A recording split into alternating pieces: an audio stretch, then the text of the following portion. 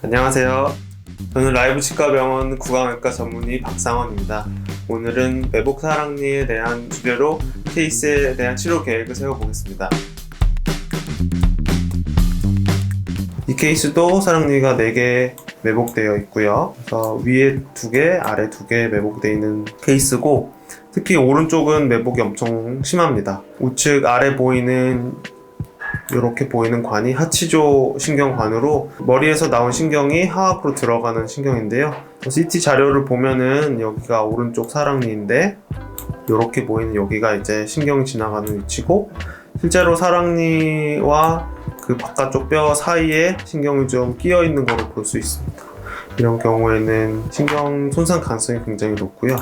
실제로 신경에는 종류가 3가지 있지만 요 하악으로 들어오는 하치조 신경은 감각신경으로 잇몸이랑 얼굴 피부 쪽의 감각을 담당하는 신경인데요. 이 신경이 다치게 된다면 요 바깥쪽에 있는 감각이 조금 떨어지게 됩니다. 하지만 보통 이렇게 발치를 해서 신경 손상이 오는 경우는 1% 정도로 보고, 그 다음에 신경 손상이 오신 분들 중에서 70%는 정상으로 회복을 하십니다. 그래서 사랑니 발치를 하신 경우에 정말로 신경 손상이 영구적으로 오시는 분들은 1000명 중에 한 2~3명 정도로 사실 그 발생 비율이 굉장히 낮습니다.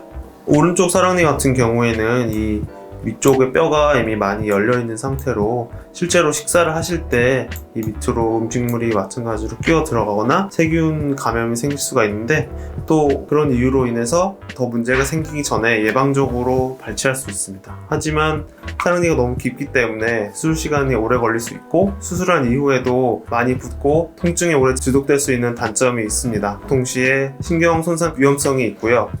하지만 만약에 사랑니를 발치하지 않는다면은 장기적으로 생길 수 있는 문제점을 예방을 못한다는 단점이 있습니다. 오른쪽같이 깊은 사랑니 경우에는 잇몸 절개를 하고 나서도 뼈를 많이 삭제해야 되는 경우가 많지만, 왼쪽 같은 경우에 잇몸을 절개하면 바로 사랑니가 보일 가능성이 높고, 실제로 왼쪽도 신경이 지나가는 게 보이지만 이렇게 파노라마 상에서 보이는 하치조 신경은 CT상에서는 가깝지 않은 경우가 많습니다. 제 상악 같은 경우에 이전 케이스와 거의 비슷해서 주변에 물혹이 생길 가능성이 있다는 거, 그리고 마찬가지로 대그치 뒤쪽으로 세균이나 음식물 찌꺼기가 들어가서 통증이 발생할 수 있다는 이유로 이런 문제를 예방하기 위해서 미리 발치하는 게 좋을 것 같습니다.